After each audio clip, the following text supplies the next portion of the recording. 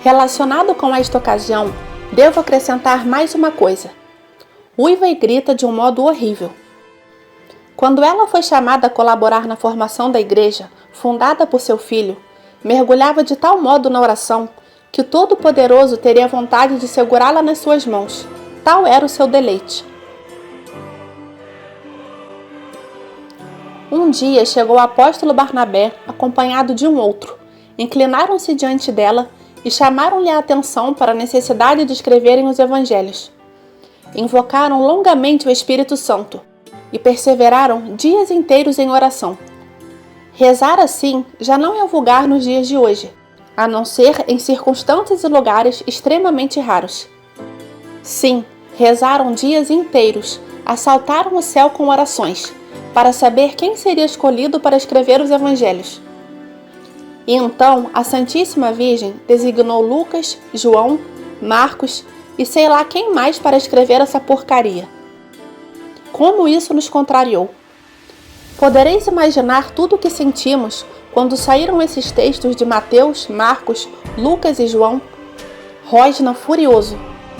Pensai apenas que estes 4 foram escolhidos pela Santíssima Trindade e pela Santíssima Virgem na sua terrível majestade. Nem mesmo Pedro foi encarregado de o fazer, nem ele. Ele era a pedra, tinha a missão geral de tudo, e a igreja fora fundada sobre ele. Contudo, a redação dos evangelhos foi confiada aos 4 apóstolos já mencionados. Então, o Espírito Santo desceu sobre eles sob a forma de uma pomba, e foi assim que os 4 tinham sido escolhidos. Todos viram, mas agora não quero continuar a falar. Tens que falar, em nome da Imaculada Conceição. Tens de falar agora, continua Beelzebul. Quando Barnabé e ainda um outro foram visitar a Santíssima Virgem, ela disse-lhes: deveis contar em especial a vida de Cristo, compreendeis? É Ele que deve ser glorificado, é Ele que deve estar sempre no primeiro plano. Deixai que eu me apague. Quanto a mim, relatareis apenas a encarnação e o nascimento de Cristo, o que é indispensável. Deixareis de lado o resto. Embora eles estivessem ao corrente e tivessem visto coisas extraordinárias e elevadas, não puderam escrevê-las. Isso foi para eles um sacrifício. Mas ela queria pagar-se por humildade, para que o Filho de Deus, o seu Jesus Cristo, sobre o qual a igreja fora fundada, ficasse no primeiro plano. Mas ela, a Mãe de Deus, é o grande sinal de Deus, e em certa medida simboliza também a igreja. Ele, Jesus, ama a igreja como uma esposa. Então, para os 2 apóstolos não ficarem tristes, disse-lhes que Cristo mais tarde haveria ainda de falar dela, através da humanidade ou através não sei de quem. Lança gritos horríveis. Maria de Ágreda. Virando-se para o sacerdote: adivinhaste, Maria de Jesus de Ágreda. Disso não sabemos mais do que vós. Sim, nós amaldiçoamos esses livros, nós tememo-los, e ser ainda obrigado a confessá-lo, rosna e grita ansioso. O livro de Ágreda, A Mística Cidade de Deus, foi escrito em 1665. Continua a dizer a verdade e só a verdade. No maldito começo da igreja fui deixado de lado. A Santíssima Virgem e os apóstolos foram os instrumentos. O papel desempenhado por ela, aponta para cima, foi decisivo. Foi-o de um modo extraordinário. Nós nada pudemos fazer. Muitas vezes mergulhava na oração dia e noite pelos apóstolos, para que eles fizessem as coisas como deviam ser feitas, para que nós não os vencêssemos. Ela rezou muitas vezes dia e noite, e frequentemente ficava dia e noite de joelhos, sem comer, resmunga desesperado. É por isso que ela agora goza de um poder tão grande. Isto são verdades sublimes que nós somos obrigados a revelar-vos. Nós bem gostaríamos que este livro saísse sem esta parte. Gane como um cão. Continua a dizer a verdade. Nós não queremos dizer estas coisas, não queremos.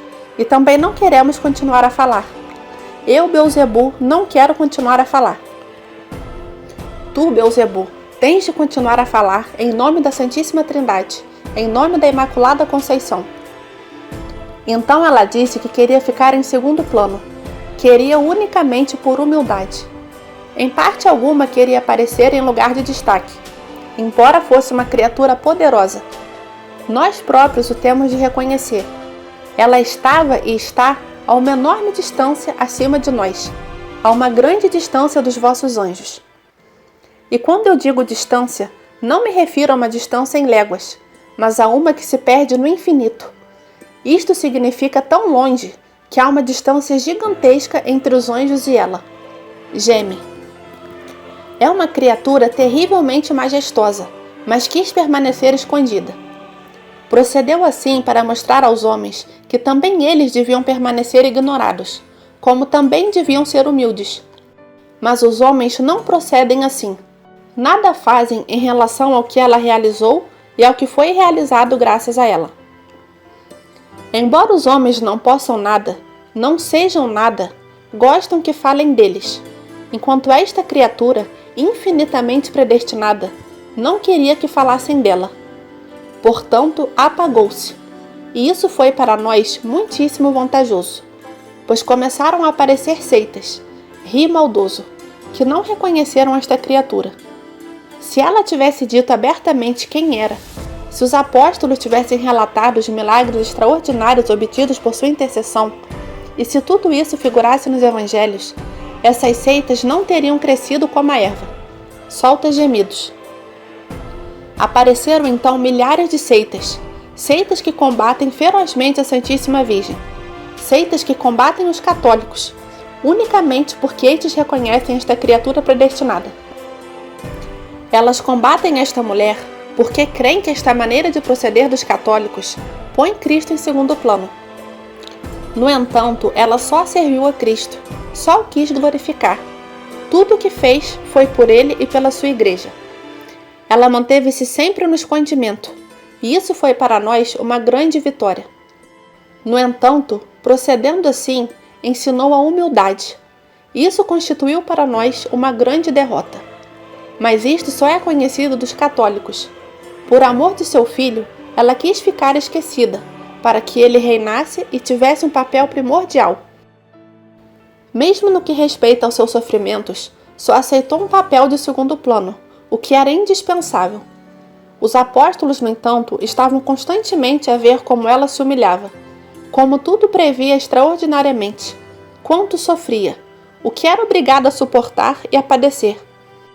Ela é muito pouco engrandecida nos evangelhos. Se ao menos não tivesse sido tão humilde, mas coube-nos ainda esta vantagem, que deu origem às seitas. Mas também isso foi permitido por Deus. Em nome do Pai, do Filho e do Espírito Santo e da Imaculada Conceição, da Rosa Mística, tens de falar agora, Beelzebu, tens de dizer toda a verdade. A partir desse momento apareceram as seitas. Os seus adeptos pensavam que Maria desempenhara apenas um papel marginal, que fora escolhida apenas para receptáculo desse que está lá em cima, aponta para cima, e que poderia agora desaparecer como uma velha. Não me deixaram utilizar a expressão. Nós somos delicados, nós não usamos palavras muito grosseiras. Apenas os condenados humanos as dizem. Nós somos mais delicados que esses. Devo acrescentar outra coisa que me ocorreu agora.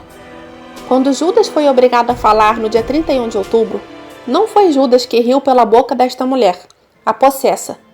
É que Judas nunca ri. Como nós já uma vez dissemos, Judas está no canto mais sombrio. Ele é o desespero personificado. Quando Judas foi obrigado a falar, não foi ele que riu pela boca dessa mulher. Foram os condenados humanos que riram da malvadez. Grita. É preciso que nunca esqueçais isto. Judas nunca ri. Nós tínhamos que dizer isso. Esta observação refere-se às revelações de Judas em 31 de outubro.